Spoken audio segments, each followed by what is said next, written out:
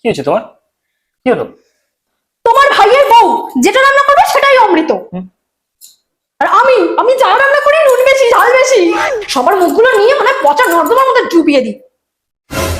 হুম তোমার ভাইয়ের বউ কাল জিন্স টপ পরে সিনেমা দেখতে বেরিয়েছিল, আর আমি বড় বলে আমাকে শাড়ি পরে থাকতে হবে এই গরমের মধ্যে। তোমার মাও তো বড়, উনি কেন চুড়িদার পরে বাইরে যান? উনি সব থেকে বড় কালপিট, উনি মানে শয়তানের ঢিবি একেবারে। ছোট বউকে কোনো কাজ করতে দেবে না, সবসময় মানে তোলা তোলা করে রেখে দেবে। আর আমি কি বাড়ির চাকর নাকি আমি সব কাজ করবো? এইভাবে কিন্তু চলতে পারে না। এই এত কথা বললাম, চুপ কেন তুমি? এই কথা বেরোচ্ছে না, নিজের বাড়ির লোকের নামে বসে বসে চুপ।